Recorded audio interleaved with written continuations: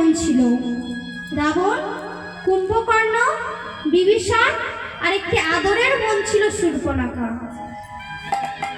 তা রাবণ যখন দেখলো তার নিজের ভাই কুম্ভকর্ণ রামচন্দ্রের সাথে যুদ্ধ করতে গেল, কিন্তু তার আর কেউ ফিরে এলো না।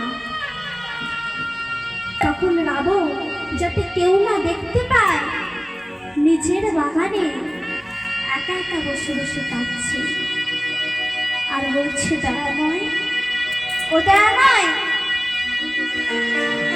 আচ্ছা কি পাবয়, জানো দয়াময়, সবাই আমায় কি বলে জানো?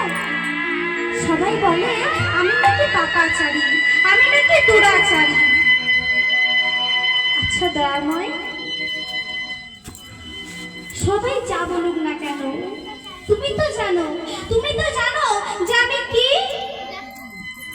আচ্ছা দয়াময়, সবাইকে তো তুমি উদ্ধার করে দিলে, বলো না দয়াময়, আমার কবে উদ্ধার করবে?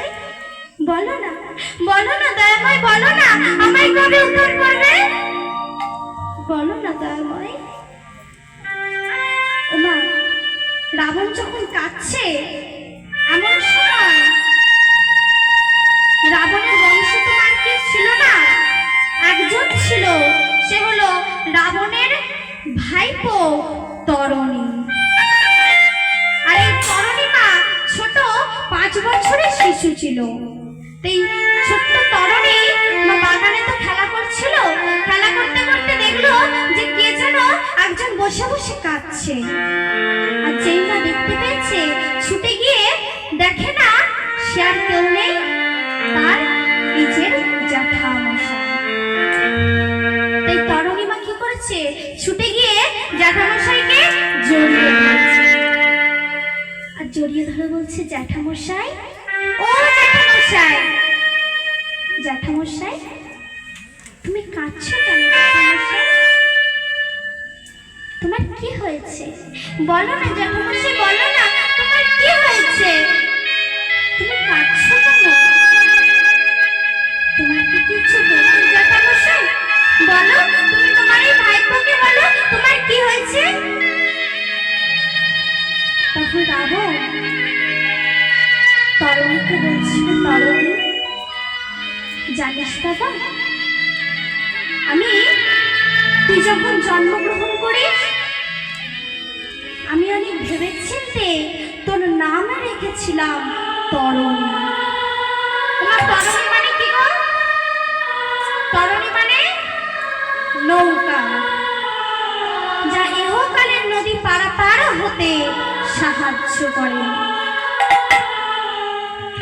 রাবণ বলছিল, তরণী, জানিস বাবা, নৌকা ছাড়া যেমন নদী পারাপার হওয়া যায় না, ওরে তরণী, তেমনি প্রতিটি ঘরে যদি একটি কৃষ্ণ ভক্ত সন্তান থাকে, তাহলে তার দ্বারা তার 7 পুরুষ উদ্ধার হয়ে যায়। ওরে তরণী, জানিস বাবা, সবাইকে তো ভব নদী পার হতে হয়, আমাকেও একদিন হতে হবে।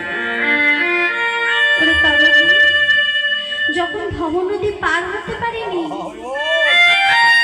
যখন ভব নদী পার হব, যদি না পার হতে পারি, ওরে তরণী, বল না বাবা, বল না, তুই আমার হাত দিয়ে ধরে একটিবার পার করে দিবি। বল না বাবা, একটিবার বল, তুই আমার হাত দিয়ে ধরে একটিবার পার করে দিবি বাবা। বল না বাবা, বল না, একটিবার বল না বাবা। ওমা, সে ছোট্ট বাচ্চা তরণী মা কি করে বুঝবে যে ভব নদী পার মানে কোন পারের কথা বলছে? তাই তরণী বলছো, জ্যাঠামশাই, কোনো চিন্তা করো না জ্যাঠামশাই, আমি জানি তুমি কেন কাঁদছো, আমি জানি। আজ তোমার কাছে কেউ নেই বলে তাই তুমি কাঁদছো, ভেবো না জ্যাঠামশাই, ভেবো না। আজ তোমার কাছে কেউ নাই বা থাকতে পারে, কিন্তু জ্যাঠামশাই, তোমার এই ভাইপো তরণী তো আছে, চিন্তা করো না জ্যাঠামশাই।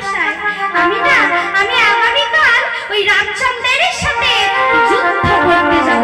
না না না না না, না, না, তোকে যেতে হবে না। কারণ রামচন্দ্রের সাথে যুদ্ধ করতে গেলে কত শক্তির প্রয়োজন, কত ক্ষমতার প্রয়োজন। তুই তরুণী, তুই যে পারবি না বাবা, তোকে যেতে হবে না। যে ছোট্ট বাচ্চা তরুণী কি বলছে দেখুন। তরুণী বলছো, জ্যাঠামশাই তুমি ঠিক বলেছো, জ্যাঠামশাই তুমি ঠিক বলেছো। আমার হয়তো শক্তি নেই, আমার হয়তো ক্ষমতাও নেই, কিন্তু জ্যাঠামশাই, জানো জ্যাঠামশাই, আমার মা আমায় কি বলেছিল জানো? আমার মা আমায় বলেছিল, খোকা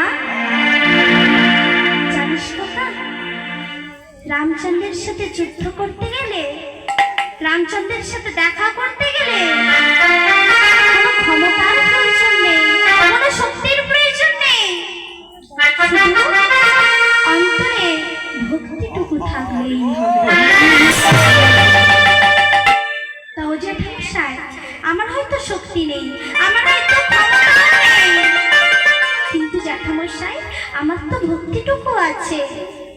জ্যাঠামশাই, তুমি আমায় আশীর্বাদ করো জ্যাঠামশাই, যেন আমি রামচন্দ্রের সাথে যুদ্ধে যেতে পারি। না, রাবণ মনে মনে ভাবছে, হয়তো ছোট বাচ্চা ছেলে, সে তো কি বলতে কি বলে ফেলেছে।